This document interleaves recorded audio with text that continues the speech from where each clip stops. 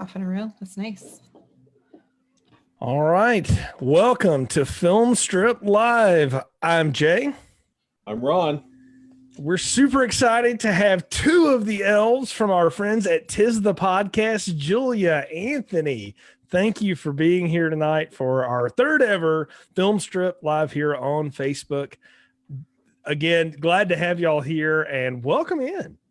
Hey, thanks. It's always great to join y'all. You're two of our favorites. Yeah, thanks for having us. Maybe one of these days we'll get all three of us on for. We've never been able to do that except on your show. Like when Ron and I were on an episode a few weeks ago, if you're watching this later, that was late 2020, we were all three together. But the two times we've had Tis the Podcast as guest hosts on Film Strip, we've had different combinations of people. So we had Anthony and Julia last year for Rare Exports, which is an awesome episode. You can go listen to our last December. Then coming up in a couple of weeks, we've got Tom and Anthony for our New Year's Evil banger episode. So yeah, lots of fun to be able. But glad to have y'all here and thank y'all for being here with us tonight. Oh, Yeah, thanks for having us. All right, so in case you can't tell by my festive background and Anthony's festive background and Julia's general house, there we go. The Tis the Podcast is one of many Christmas-themed podcasts, and the elves, Anthony, Julia, and Tom, do their best to keep the Christmas spirit alive 365 or 6 days of the year, which is in and of itself a noble goal. Yes. And before I started listening to the podcast, I had no idea that Christmas podcasts were a thing. Turns out there are a lot of them. There are, 12 or 13 now that I listen to on a semi-regular basis. But you guys, at least for me, were the trailblazers. So you raised you set the bar for everybody else. And now they have to jump over said bar. Yeah. I'll double that. I had no idea there were that many Christmas podcasts, Christmas movie review podcasts, whatever it might be. Ron turned me on to it, and I listened to y'all's, and then I started listening to everybody else, and y'all are the only subscribed ones. That's a true statement. Y'all oh my gosh, the cream of the crop. That's amazing. No, Thank you. No pressure, Julia. Right? Yeah. Right. Yeah. I think you just upped those standards, Jay. In fairness, it's really taken off the past. I think we were like the year after we started is when it really started blowing up. I think before us, it was really Weird Christmas. Can't Wait for Christmas and Christmas Past. Those are probably the three biggest ones. Advent Calendar House too. But then we were there pretty early on, and then the next year, boom, there are like 40 of them now. Yeah, it's quite the community. It grew really fast, and there's something for everyone now. That's for sure. And it's really neat getting to kind of community with the hosts too of the other shows, because people that love Christmas are the best people, let's be honest. And it's nice to kind of have a little sub community also. You know who I think are the best people, Julia? People who love Jim Carrey's The Grinch. So wrong. Those are people. Those are people who exist. Qualified humans. Yeah, my backdrop was originally to troll Tom, but since he's not here, which I love, I just decided to leave it anyway because it's much more Christmassy than just my blank walls. I love how you said you're leaving it because it's more Christmassy than your wall, not because you wanted to troll Julia. That's like a cardinal sin on the podcast. No trolling. Don't troll Julia. Look, I think the two times we've had Julia on, the movies we made her watch are troll enough. If you'd been around for New Year's Evil, that would have been the great troll. But yeah. Oh man, yeah, I missed out on that one. I did. So I got to ask this, though, just as kind of a starting thing, because Ron mentioned it in his intro there too. How do you keep the Christmas spirit alive week after week for a whole year? Like sometimes we have themes on Film Strip. Sometimes it's just what we decide to review that time. How in the world do you do it and keep the fun and the liveliness going without it seeming artificial? Because that's the thing I really love about y'all's podcast is it's three friends talking about something you all really like, but it never comes off as like forced. So how do you do that? You want to start, Julia? Yeah. Okay. So If anybody has any history with Tis the Podcast, Tom and I have known each other for quite some time.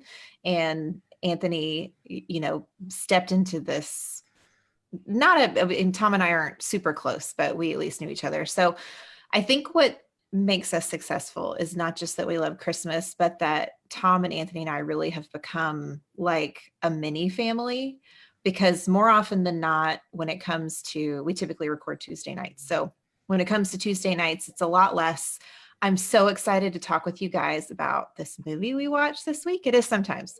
More often than not, it's, I'm so excited to talk to you guys because, like we've either had a really crappy week or an amazing week. And the first people we want to share it with is each other, either way. And that's what brings me back every week. And just the fact that we get to talk about not always great Christmas movies, but at least that we get to talk about Christmas with each other every week is like, it's family. We've really become a family and we really love that. So that's what keeps me in the spirit all year, honestly, is family, which, that is a tenet of Christmas movies, True. Very important aspect. I was the New York virus that infected these Oklahomans and now they can't get rid of me. No, but yeah, I'll second what Julia said. It's like what keep each other coming back every week, not so much the films themselves. Like, I know we have our shtick on the podcast where me and Tom are at each other's throats all the time, and Julia's playing mediator, and sometimes we get a little heated and contentious every now and then, but we really do all love each other, and we are a family. Like, if either of them needed me, I'd be on the first flight to Oklahoma. Yeah, same thing with Anthony. Yep. That is awesome. And as a follow-up to that, what has that challenge felt like in a year like this in 2020? The most challenging year of any of our lives. Let's just say it. So I'll start with this one, and this is credit to Julia because she phrased it best, and I'm going to butcher what she said, and she's going to correct me, as often happens on the show. Actually, I forget how she phrased it now, but basically, well done. You know what I'm going for, though, Julia. You know where I'm going, so you just from the horse's mouth, right? I don't know where you're going, so please try. I would really love to watch you. No, I don't. It's like I don't know. Where each other's break from reality every week. Yeah. Right. Where the non-expensive free therapy the three of us need every week, frankly, to get us through these hard times. And so the majority of the time we've been doing this since 2017, we're recording 10 p.m. Eastern. And the longer we're doing it, the longer we're going. So recently we all found out, hey, we could do it an hour earlier. And it turns out most of that earlier hour is just spent talking. Yeah. Not recording, just catching up and talking like friends and family do. And then we realized 10 o'clock rolls around and it's like, oh, we should probably hit record and do what we're supposed to do. Actually put this in the can, right? Yep. That's awesome. No, that's true. We are, it's funny because prior to this year, right, where we had lives outside of our homes, right, we would have different things to kind of share with each other. But prior to this year, it always felt a lot more rushed getting to the Tuesday recording. And for me, it doesn't feel as rushed anymore. But it's even more needed because this, when even the four of us talking now, it feels like we're not in isolation at this moment, which is really, really, really nice. Yeah. Really nice. So more needed this year than ever before. Plus, Anthony is a slave driver in the best way of getting our extra content in this year too. So he has really constructed our schedule to jam pack in a lot more recordings and help us out in the future. And we've been able to have more guests on just because we're always here. And so it's been a very productive 2020 for all of its faults. That's been one nice bright shining star. And I'll always thank Anthony for keeping Tom and I in order because he is the reason that we remember stuff and all of that. So we love Anthony. He's the reason we remember stuff is not as catchy or as pithy as the reason for the season, but I'll take it. That's a big commitment. He's the reason for the season. I'll act like Tom here. Anthony, Jesus is the reason for the season. But if you want to put yourself in that position, you can try. That is a great Tom, by the way. Oh, I need a lot awesome. more beard. Yeah, I need a beard. I was just thinking, like, I grew up in Alabama. I'm like, the reason for the stuff, whatever, would be like a bad church sign this time of year, So that's Ron knows what I'm talking about because he's seen them too. So yeah.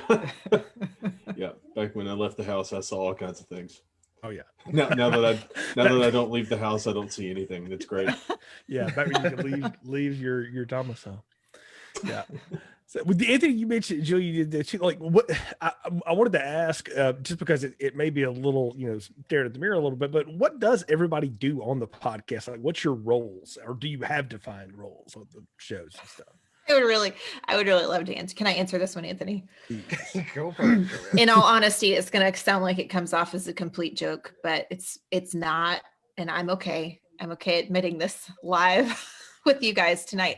So Anthony's role is he organizes everything, and a lot of times he's the one that throws movies on, and he really is the one that does most of the social media stuff. I'm not even on Twitter, so he's definitely doing that, but all of the other ones too. And he's always been the most active in all of our social stuff. Tom has helped. Anthony has no life, so. Well, Anthony is really good at this. Anthony is really good at that. And so that's why we're so successful on social media, is because of Anthony. Tom created the website, and he's really good with tech stuff. I literally just show up on Tuesdays and make sure I watch the movie, because there's no excuse really. I'm just the bum on the show 100%. They keep me around because I'm a female voice, I'm pretty sure. But I don't do near what you guys do. First of all, somehow, so for those who heard our show, there's a big joke that one of our frequent guests, April, totally tore me down and eviscerated me and owned me for a while there. Yeah, sure, joke. Yet somehow Julia, she hides behind this nice smile, but when it's her turn to edit, somehow she always throws it to me to add the music, add the intro, create a little summary, throw it up on the website. Like, Tom will at least schedule his stuff. Julia's somehow like, Anthony, it's in Drive. Can you finish this for me? No, I'm ask joking. every time, you can say joking. no. Yeah, you always say you're joking, but I do that whole, there's a hint of truth in every joke. Oh no. What? No. And Julia's too hard on herself. She's the heart of the show. If Julia wasn't on the show, there would be no successful this podcast. And that's the truth. Like, when we started, I found Tom, and the best decision we ever made was like, we should get a woman to join us rather than these two bearded dudes just going at it. And Tom knew Julia, and she was a magic ingredient, and now she's still everybody's favorite elf, and she's much Fraction needed. of the workload. Otherwise it would be me and Tom just screaming at each other for an hour and a half every week. Hey, you can never discount the appeal of personality. That is a talent in and of itself. Yeah. Because as Jay will tell you, I do none of the work. I just show up and talk. And Ron, I knew we had like that is not entirely true. If we were to have an org chart at Film Strip, and we don't, but maybe we should someday, after 10 years of podcasting, Ron would be the person that I trust the most with like anything that has to be written in terms of like plot summaries, all that kind of stuff, and all that. So that is Ron's role, in addition to all the talent he brings on the microphone here. But he's being honest himself. If we had an org chart just a podcast, it would be like the one Dwight made for The Office, with like me at top. No, I'm joking. Me at top, and Tom and Julia down here, and Tom would be like, "This is the emergency org chart," and it would feature me and Julia in jail, and him at top. And like, he's running everything. Our org chart would look like the guy in Horrible Bosses too. All over that's our org chart. So no, there's really no way we could do an org chart. We're all equal, equal. Yeah. Completely equal.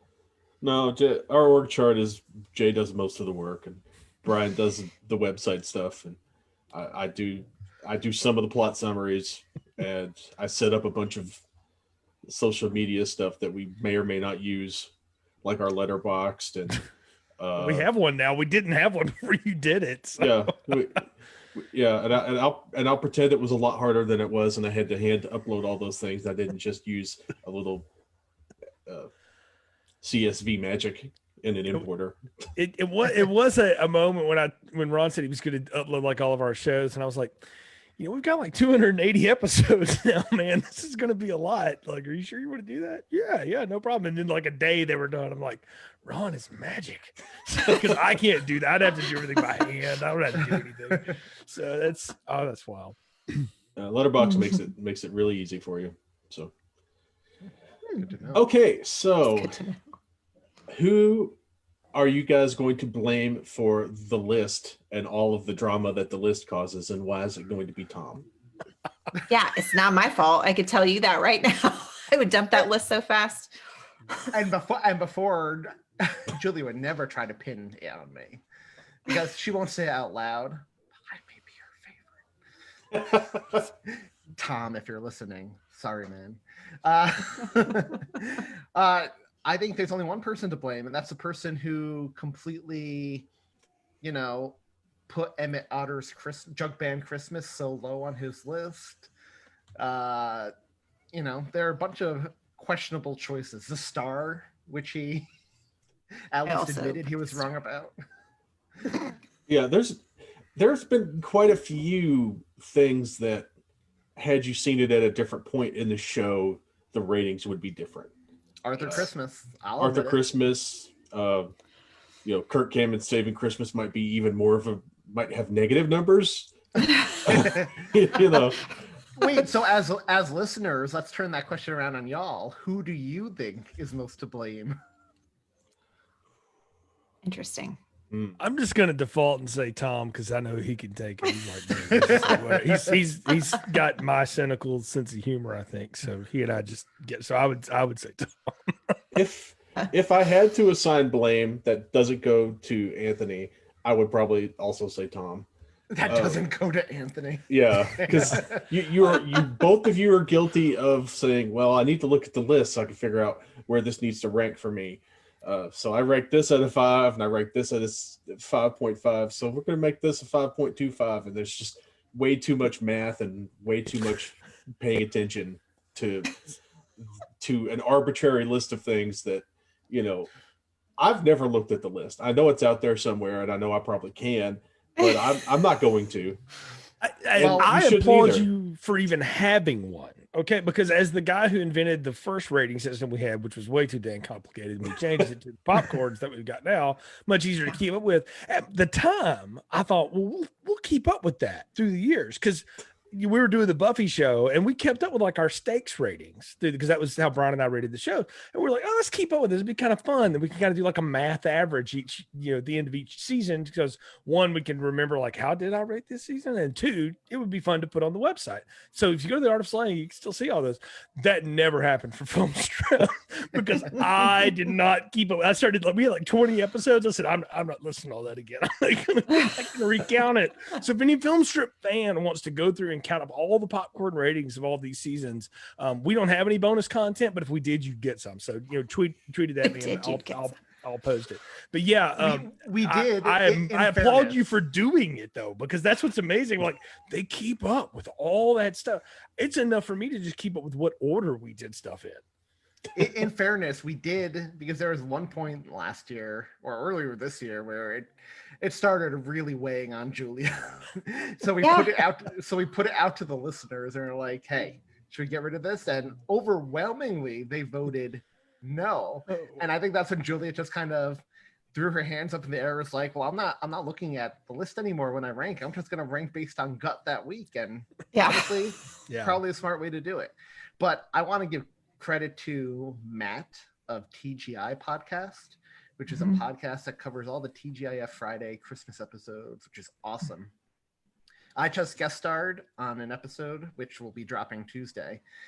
And his rating system is, if you think it's a Christmas classic, you go, "You got it, dude," like Michelle on Full House. And if you don't, you say, "No way, Jose," like Michelle on Full House. And I have to say, it was refreshing. You only had a yes or a no. You had a binary choice, and that was it. Nothing required. Like it. My friends over at Now Playing have for years done the binary recommend or not recommend, and it drives some of them nuts because they want to kind of play in the middle, but they don't. We've had the 4 popcorns forever, but I always say like you can modify the popcorn if you feel really strongly about it. So like it's a medium popcorn, but with the good butter, or it's small popcorn that was burnt to a crisp in the microwave. Like that's Brian's favorite one for stuff. There people add stuff like I think Irina throws cheese and pepper on it now. I don't know. There's we get all kinds of random popcorn. I think I did popcorn once with marshmallows in it, just because it was so. Which if you haven't done, by the way, pop some popcorn, throw it in a Ziploc bag, throw some marshmallows in, shake to your heart's delight. There you go. I like mixing in that the sounds Nestle Crunch a bunch, just There you chocolate go. and salt. Ooh, nice. Yeah. And butter, yeah. Get a little bit of everything. Yeah. So, But as a person who is mainly the one who updates our list every week, I love when a movie comes in low because you don't have to change all the numbers above it. But like this past week, we had a movie come up high, as you'll find out tomorrow. And man, going down to like the hundreds when it places at like number 15, it's like, oh man, every number, this is kind of torturous. So that's mostly when I feel Julia's pain. So how do you choose the things that you choose to review? Is it just, are you running off a wiki list or you wait for people to suggest stuff? What's the method? Yes. Awesome. All of that. Yeah. So like, I think we've had times in the past when, or usually it really is mostly Anthony. I feel like Anthony has seen most of the movies brought to the table first before Tom and I have. The So one perk of not having like a family of my own yet, where Julia has a million kids running around, Tom has his daughter, and is also a reverend deacon. Right. So sometimes it's just, it comes on TV and we remember how much we love it. So we throw it on the list. Sometimes, a lot of times now it's people suggesting, have you ever seen this one? And we throw it on there. And then we tried really hard for the first 2 years to space out like the gems, like the elves and the white Christmases and all of that stuff. But you get real antsy around Christmas season and you want to have like only good content. So we are talking now like, okay, another year in the future, what are we going to cover the week before Christmas? Because it's got to be something good. It can't be some junk. I feel like if we could go back, we probably would have spaced out those more marquee films a little more. Yeah. Like if you go back to our first year, which was really our first half a year, we did Elf, Christmas Vacation, all the Rankin Bass. You did the big ones. All the big ones. Boom! Those first few months. But one thing I will say, this year, maybe about a month or two ago, our whole November and December changed when Netflix and Hulu started revealing their schedule and how much new stuff came out. So looking at the list for next year, we do have the last few months booked, but at the same time, it's kind of like, well, we'll probably have a bunch of new Netflix and Hulu stuff to cover too, which is good because rather that stuff than, new Hallmark stuff, for example. Yes. But I will say, you do have to get April on to do the Hanukkah Hallmark. Yes. So, very much. So we do have we were supposed to have April on twice this year, for the first night of Hanukkah and the last night. And we recorded the last night of Hanukkah stuff first, and that was going to be on Patreon.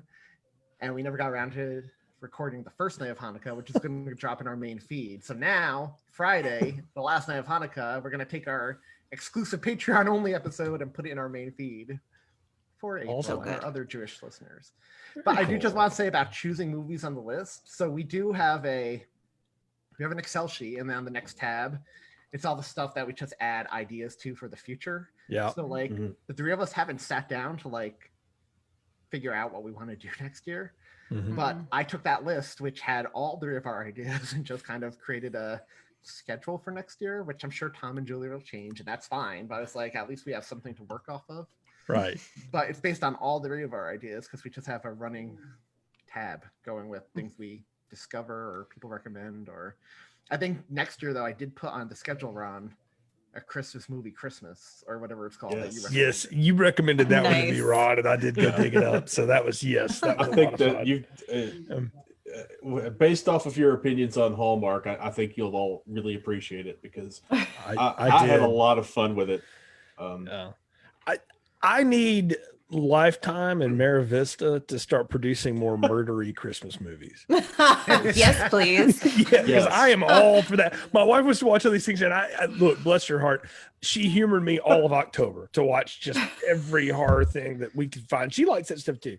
But when it came Christmas time, I was like, I don't know that I can repay this, dear. Like, so I've sat through a few. I'm like, I recognize that guy. Wasn't he on Baywatch at one time? You know, one of those. Yeah. I've seen some Hallmark, but in my head, I'm going, I really just wish we could see some Lifetime murdery Christmas stuff or murdery Hanukkah stuff too. I'm not going to discriminate. Murdery Kwanzaa, whatever. But Lifetime needs to move into that, and then I would be okay. We did see in Santa's sleigh someone get murdered with a menorah. Yes, which is True. an awesome thing, and Which the humor of that, yeah. And You I will guys are say, totally Santa's wrong sleigh would about probably Santa's. come in higher now, honestly, if we had to rejudge it again. At least for me. Yeah.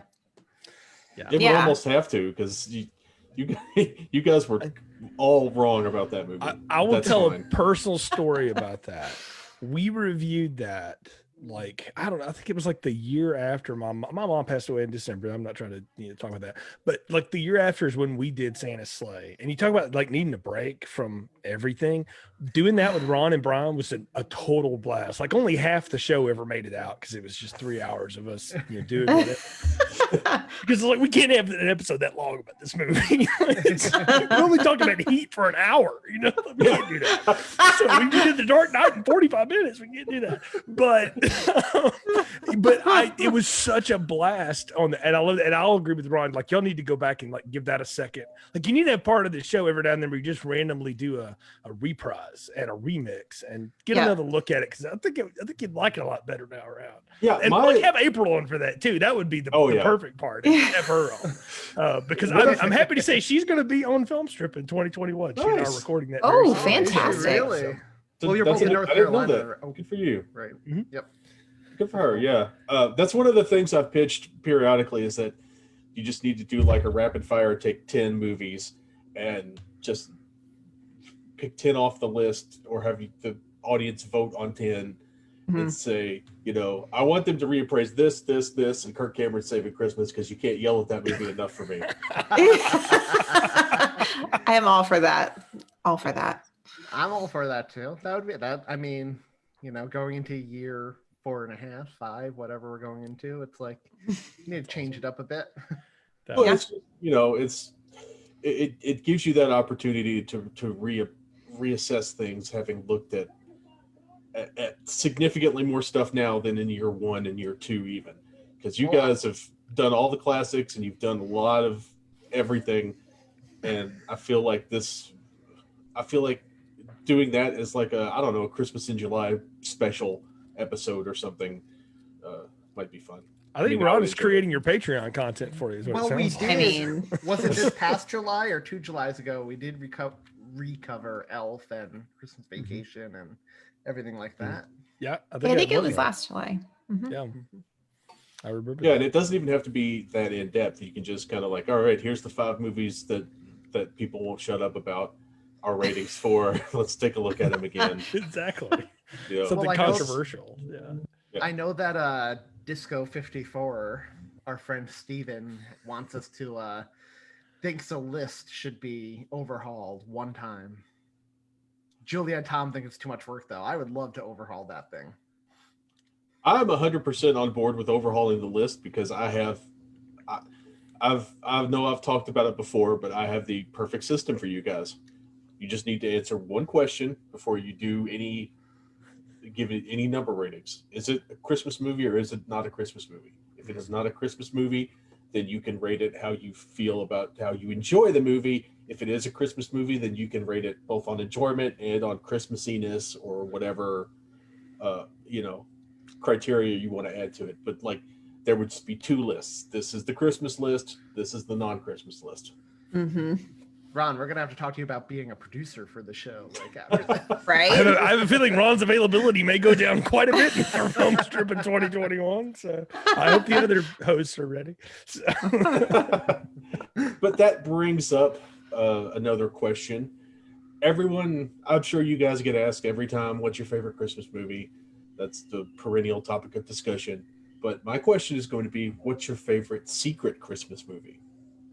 Are you familiar with the concept of the secret Christmas movie? No. Is that one of the ones that's not really a Christmas movie? It's just set at Christmas, and it's like a Die Hard type thing where people might not necessarily think it's a Christmas movie. It's a movie that is not even set at Christmas. It just happens at Christmas. Like, for example, the Chuck Norris classic Invasion USA is a secret Christmas movie because all the time he's driving through the mall shooting Cubans or whatever he's doing, it's Christmas. So he's like driving his truck through Christmas displays. Yeah. They don't say, they planned this at Christmas, those dastardly commies. It's just, they blow up a house and the house has Christmas lights on it. No one mentions that it's Christmas. They just blow up the house with the lights on it. That's because Golan and Globus were like, what makes this even better? We destroy Christmas. So, I mean, that's exactly that conversation we're You're going to get us canceled for that accent, Jay. That's probably racist. Those guys are well documented. Go watch Electric Boogaloo. That's exactly how they sound. Can't be racist if it's honest. So, okay. So, favorite secret Christmas movies.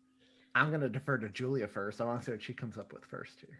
Oh man, see, that's difficult. Okay, so here, let me gripe about the list a little bit more because that's my biggest heartache with the list is movies that I really love that are not Christmas movies, right? And so by virtue, we have to rank them lower. Okay, so my favorite secret Christmas movie is The Holiday. It is not a Christmas movie, but I love that movie. I love that movie the same way I inexplicably love The Day After Tomorrow, which I've talked about before. I love that weather movie, and I have a thing for weather movies. And so I think The Holiday is it. What did The Day Before Tomorrow be called today? It could be the sequel, Today. You're so funny. I know. Probably The Holiday. So what's yours, Anthony? It's probably better than mine.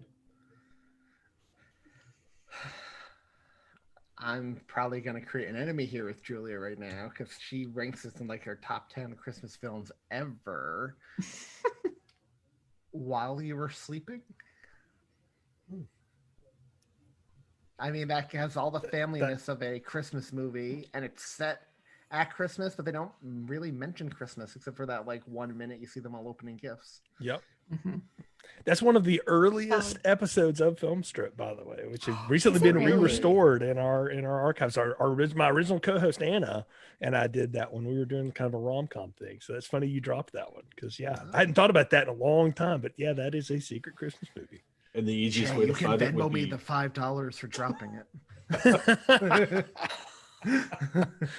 And the easiest way to find it will be to go to our Letterboxd page. Yep. Because it's got all of our movies, and there's a link directly to go listen to every episode right from there. It's a whole lot easier than scrolling for 20 years. Yeah, the Anchor site, or even if we built a website, you would just scroll forever. So yeah, go to the Letterboxd site. That's the way to go. For sure. So, well, I'm going to do mine, Ron. I want to hear yours real quick. This is a more recent. It's not my favorite thing because it's not totally about Christmas, but if you haven't seen it, you owe it to yourself to just check out for an hour and 45 minutes and laugh at the Netflix movie Holiday. That movie is awesome. Emma Roberts is hilarious in it. Movie. The guy, I forget the guy's name she stars across from. I loved every minute my wife and I watched that. We cackled on the couch the whole time. I was like, this is like the most perfect rom-com to be made in 2020. It's a mash of all the good ones, and it's got a holiday thing going on. I love that movie. That's my new secret favorite one. Well, we just covered that on the show recently. Oh, I loved it. And if people want a embarrassing personal story, check out Patreon, in which 'Tis a Podcast After Dark drops some personal information for people. This is the podcast after dark. Ron, you were single-handedly one of the people that Tom and I were like, please don't, Anthony.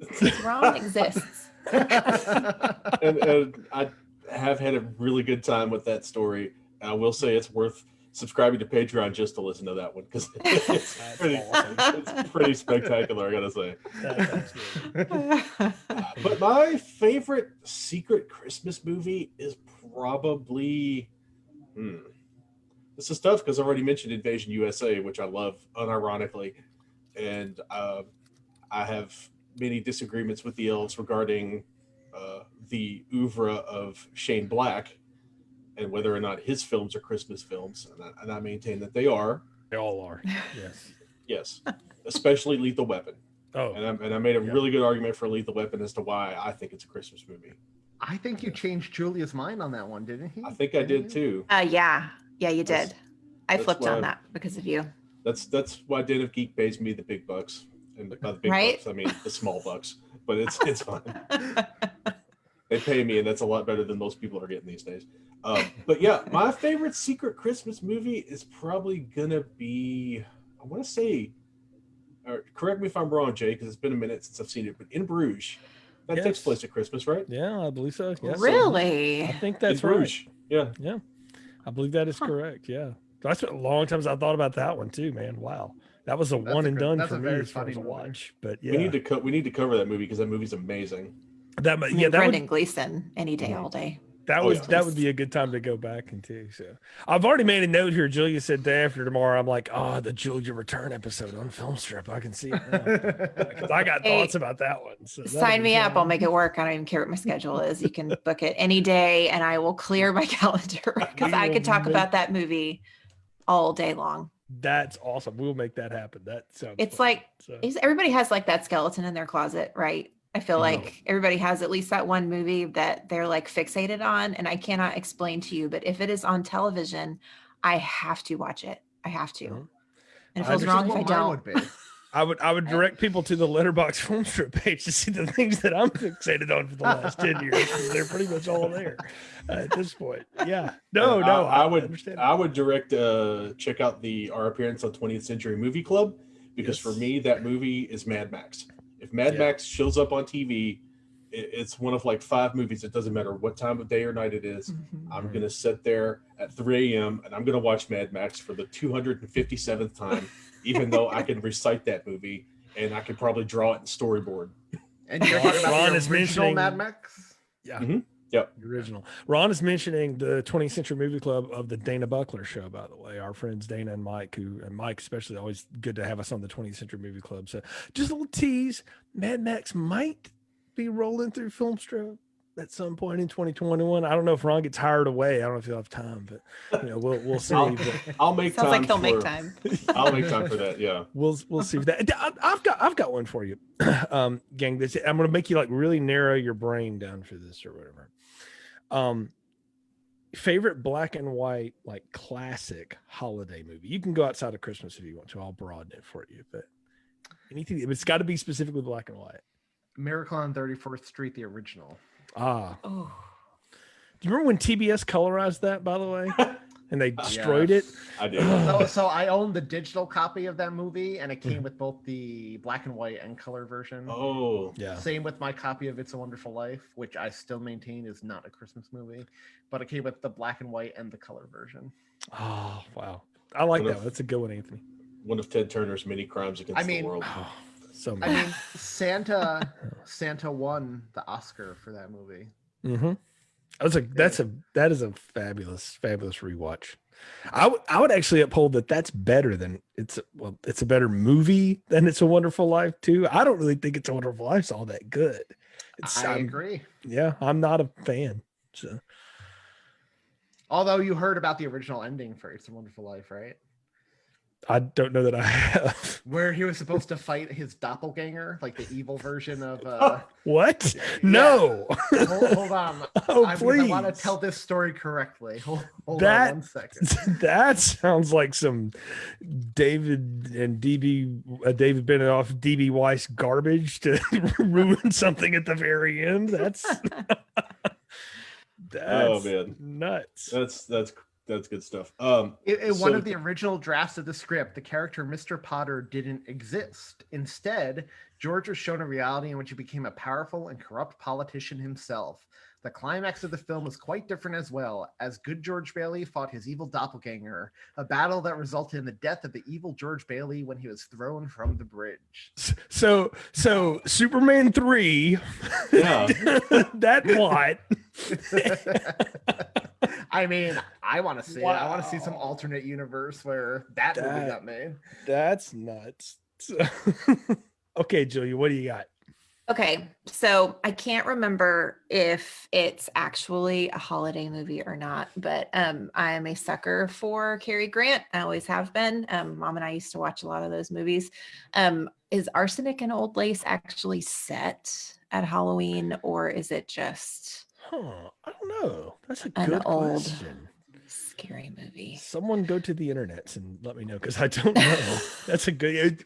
It does appear in a lot of, like, it does come. I see like reproductions of it, and this year, a lot of like Zoom play readings have become a thing. People were doing it Mhm. around that time, so I don't know if it's set then or not, but that's a good one. Did you do? If I had to go with Christmas, I would totally cheat and I would say White Christmas, the black and white version. Yeah, But it's not a bad one. You can do a lot worse than that. So, what were you saying, Ron? I was gonna say, did you do?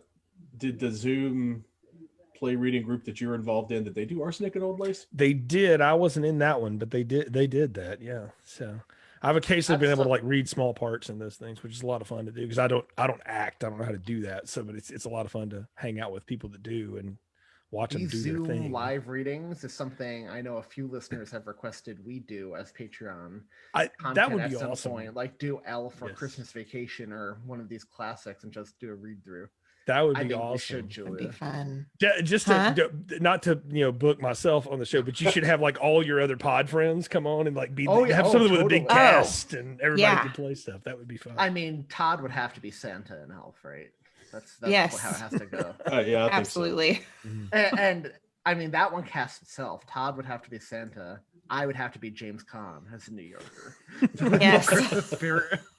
It's almost too on the nose, but it's perfect. That's true.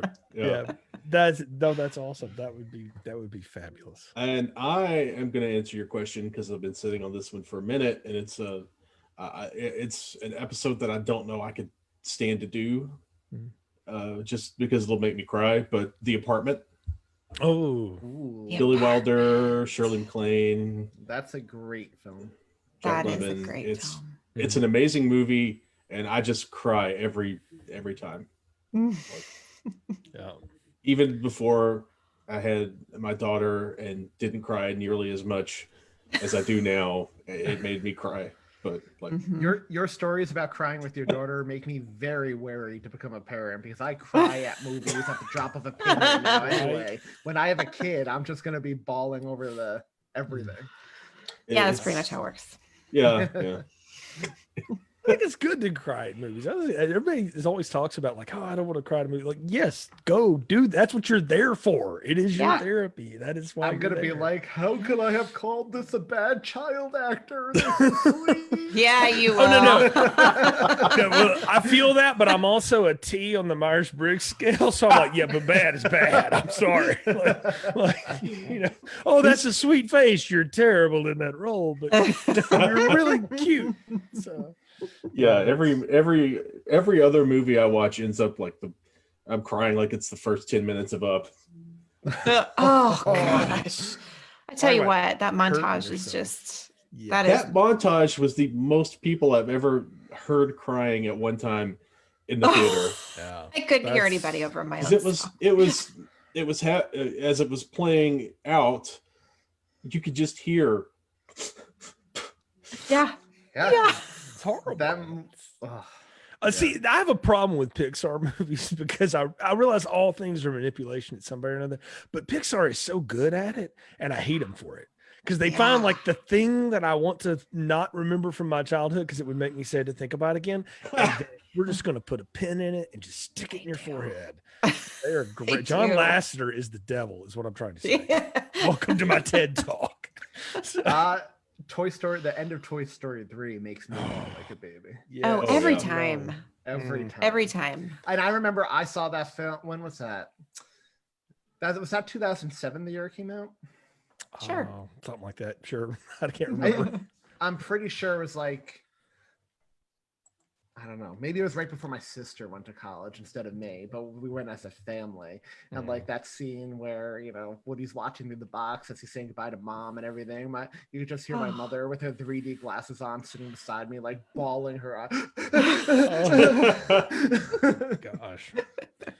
I got no problem crying at stuff. I will cry at stuff that I know what's going to happen. I went and saw a play of Steel Magnolias. It's just like the Wow. one set. I knew what was coming, and I still was just sitting there going. Speaking of which, rest in peace. What's her name? Just died today, right? Or 2 days ago? The actress in that movie. What? Which one? The actresses from Steel Magnolias. Shirley MacLaine? I've actually gonna no, not Shirley MacLaine. Olympia Dukakis? I was gonna message Julia because I know she loves that movie. I love that movie. Side note, I got to play the voice of the DJ in that. Carol Sutton. Woo. Did you really? Yeah. I mean, yeah, like it was. I'm sitting over there reading about, I don't know, the football coach, that whatever. But yeah, they gave me a bunch of lines, and I was like, sure, I can do that because I used to be one. So yeah. It was Carol. I didn't know Sutton she'd who passed away. Say what? Carol Sutton. Carol Sutton. SUTN. Oh, I didn't know that. Oh. Yep, of COVID at 76. Oh, that's sad. That is Yeah. sad. That's very sad. Also, RIP to Yuki's Burn, aka Immortan Joe, aka Toe Cutter, who passed away fairly recently too. Yeah, I saw that. But that's like a super mark. Like you get to play two villains in the Mad Max universe. That's like playing two different villains in the Bond universe or something, but much shorter. You know, so it's over the same amount of time, but much less numbers. Tom playing the character of Tom on Tis the Podcast is basically like playing three villains. So I think he can relate. That not to speak for him. That's hilarious. That's a good line. That's perfect. That is perfect. So, well, Julia, Anthony, thanks so much for stopping by, being a part of our Film Strip Live. For the uninitiated, please tell folks how they can find everything Tis the Podcast, and what do you got coming up here toward the end of 2020 that you can tell folks about? Julia, you're always the plug the social medias person. Yeah, so that's been one really fun benefit to having the podcast run for a few years is our online community is really active, and we have some really, really cool people and good people in there. So we are everywhere. So if you want to find us, the fastest way to find us is at tisthepodcast.com/insert your social media here. So Twitter, Reddit, Facebook group. Facebook group is on fire right now. It's a lot of fun. And you can also find us on Instagram. So yeah, come visit because Ron's on there a lot and a lot of our other really amazing listeners. And it's a fun family. It's a fun online family. Not only our listeners, but a lot of the other Christmas podcast hosts too. So Todd Killian, Jerry Davila, Tim Babb, Mike Westfall, they're all pretty active. So whole group of people. And as for what we have coming up, tomorrow our episode on Happiest Season drops, the new Hulu original movie. Friday, this upcoming Friday, our episode on a Rugrats Hanukkah drops with guest starring April Riley. The week after that, we have Four Christmases dropping. The Festivus episode of Seinfeld with Jerry Davila, which is a lot of fun. Nice. We'll have our annual Christmas Eve story. Christmas Day, we're covering the Lego Star Wars holiday special that just dropped on Disney Plus. And before the end of the year, our last episode of the year, I think, is a very Merry Pooh year, the Winnie the Pooh special. And if we can record it sometime before the 31st, Happy New Year, Charlie Brown, because it's been the year of peanuts for us. So I'm trying to get Julia and Tom to make one extra day sometime between now and New Year's Eve.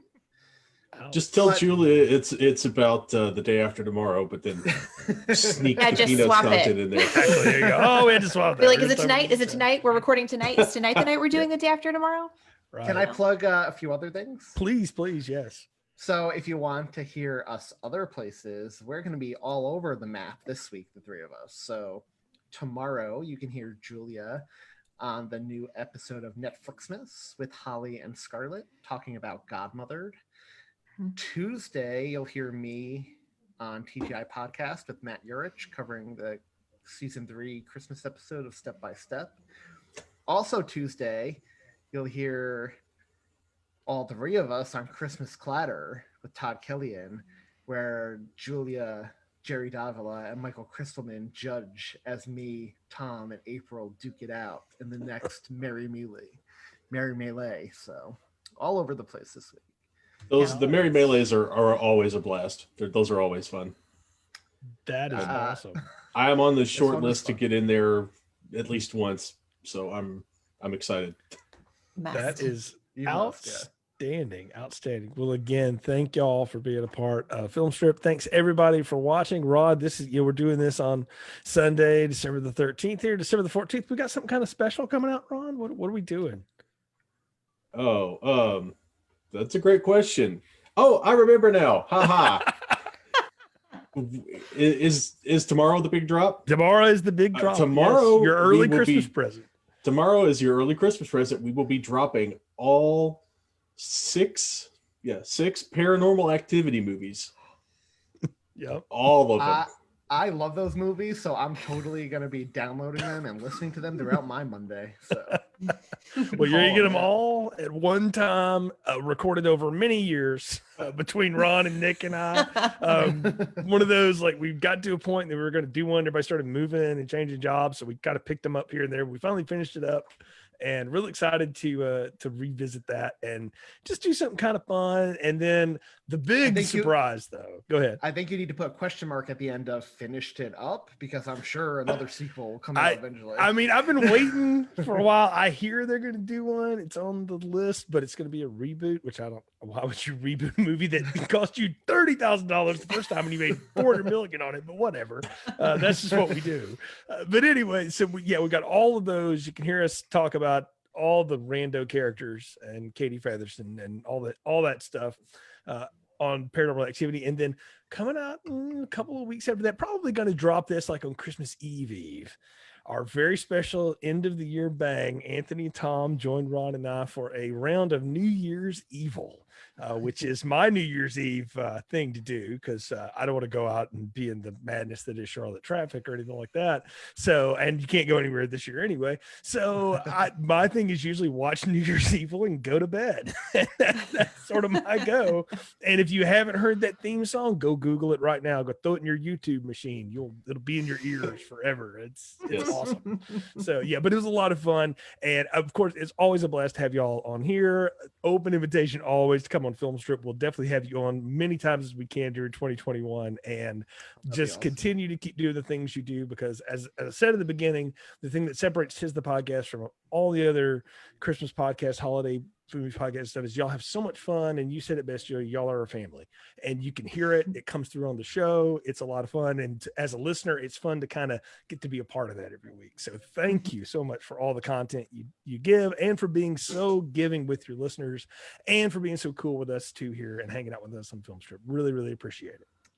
Well, thanks so much for having us. Yeah. Thanks for having us too. Absolutely. Ron, what do you got going on Den of Geek right now, man? I'm preparing for some interviews that I'll be conducting tomorrow with the cast of American Gods. Going to have probably a couple of features coming up about the 3rd season after I conduct those. And other than that, that's the big thing until Walking Dead Season 10 Part 2 starts in February. And there's something else happening in January that I've forgotten what it is, but it's something else. Is it the Walking Dead holiday special, or did that air already? It did not air yet, but I'm gonna have to. I'm gonna keep on the lookout for it because I may or may not be covering that. I don't remember. So, is it Snowpiercer season 2? Snowpiercer season 2. That's it. Yes, that's the thing. We were just talking about the lovely and talented Jennifer Connelly before you guys showed up. Yeah, I mean, she should be talked about in every conversation. Is there any way you can get her to be interviewed on the podcast? I don't know her personally, so no. I wouldn't even know who to ask. So. But you can actually thank April Riley for that Jennifer Connelly reference because the movie that she and I are reviewing for next year's film strip stars one Jennifer Connelly. So a little tease there. If you want to go Google and figure that out, it's not going to be too hard. But anyway, but it'll be a lot of fun. Well, again, Julia, Anthony, thank you so much for being here. Thank you to everyone who's been listening to Film Strip Podcast throughout the year. We really appreciate you. You can find all of our stuff at Film Strip Pod. That's all of our social media, Twitter, Instagram, Facebook. If you go there, you'll find our link tree. That'll take you everywhere. And the best place to find our archive section is on Letterboxd. So search for us there. And then you can subscribe to the show, all the episodes there. We're getting near 300 officially. So sometime in 2021, we should hit that. Are we going to do the movie 300 for our 300th episode?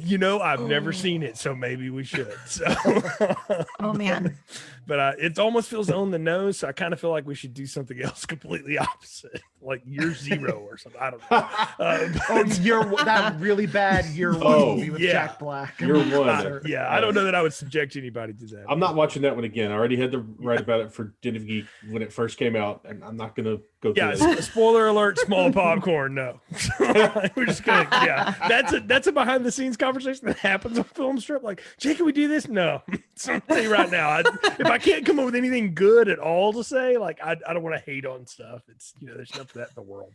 So anyway, y'all, it's been a blast. Thank y'all again for being here, and everyone have a safe and wonderful holiday season. And here's to hoping 2021 is on the lookup for all of us. So until next time, for Anthony and Julia from Tis the Podcast, for Ron, I'm Jay. Thank you for watching Film Strip Live.